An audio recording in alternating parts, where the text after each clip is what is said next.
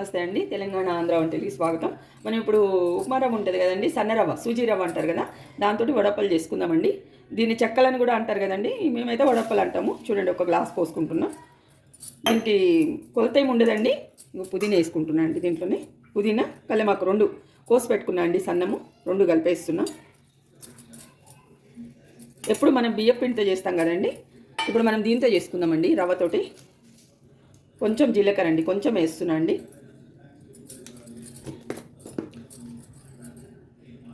పసుపు వేద్దామండి, కొంచెము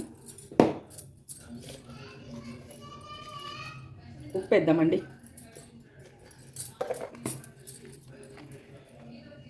కారం వేసుకుందామండి. దీంట్లో మెయిన్ మినప్పప్పు అండి. ఇగో చూడండి, చూసిండ్రా, మొత్తం చేతి నిండా వేస్తున్నా అండి. నానబెట్టుకున్నా అండి ఒక 4 గంటల ముందు. ఇది మినప్పప్పు బాగా వేసుకుంటే బాగానే ఉంటాయండి ఇవి. చాలండి, ఇంత ఒక గుప్పెడంతా వేసిన. చూడండి, ఇప్పుడు మనం కలుపుకుందామండి. దీంట్లో సోడా, అల్లం వెల్లిగడ్డ ఏమి వేయొద్దండి.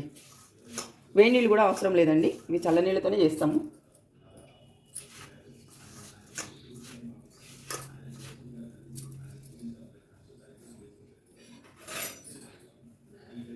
మనం కొంచెం వేడిగా ఉన్న నూనె, నేను నూనె వేడికి పెట్టుకున్నా అండి. ఇంకొక చెంచా అంతా నూనె వేస్తున్నా అండి. చూస్తున్నా అండి, అంతేనండి. ఇవి బాగా కలుపుకుందాము. ఇప్పుడు చల్లనీళ్ళు పోసుకొని కలుపుకుందామండి.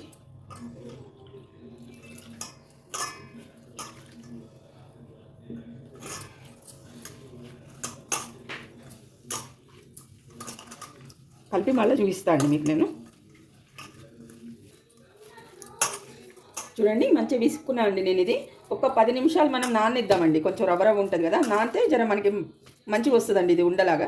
ఇప్పుడైనా వస్తే చేసేయచ్చు, కానీ కొంచెం నానితే బాగుంటుంది. అందుకని ఒక 10 నిమిషాలు నానబెడదాం దీన్ని. చూసిండండి, ఇట్లా మంచిగా అవుతుందండి పిండి. ఇది కొంచెం నూనె వేసుకొని కొంచెం కలుపుకోండి. నేను నూనె వేసి మళ్ళీ కలిపినాను నేను, ఎందుకంటే మన చేతికి అనుకోకుండా. కొంచెం అంతా మనకి కొంచెంసేపు ఒక 10 నిమిషాలు రెస్ట్ ఇచ్చినాక కొంచెం నూనె వేసుకొని ఇట్లా అనుకుందామండి. కలుపుకుంటే మంచిగా ఉంటుంది ఇది. చూసిండ్రా, ఇప్పుడు మనం చేసుకుందామండి. మళ్ళీ ఉప్పు కారం ఒకసారి చూసుకోండి మీరు వేసుకున్నప్పుడు. చూడండి, నూనె పెట్టుకోండి దీనికి. చూసిండ్రా, నూనె పెట్టి ఇట్లా పెట్టండి. ఇది మీద పెట్టి ప్రెస్ చేసుకున్నాం అంతే అండి. చూసిండ్రా, చూడండి, నూనె కాగింది, వేసేస్తున్నాను నేను. ఫుల్ మంట పెట్టొద్దండి, మీడియంలో పెట్టుకోండి.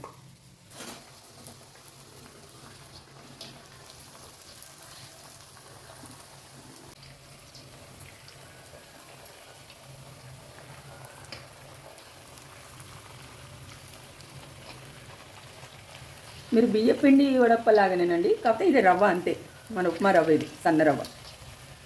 దీంట్లో మినప్పప్పు వేసుకుంటే బాగుంటుందండి, శనగపప్పు కంటే కూడా. మనం బియ్య పిండిలో శనగపప్పు వేసుకుంటాం అంతే, నానబెట్టి. చూడండి, కాలుతుంది చూడండి, ఇంకొంచెం కాలాలి.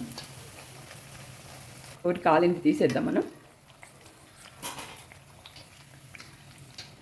ఉప్మా రవ్వ, మినప్పప్పు వడప్పలు రెడీ అయిపోయినాయండి. ఇవే చెక్కలు కూడా అని అంటారు కదండి. మీకు నచ్చుతాయని నేను అనుకుంటున్నాను.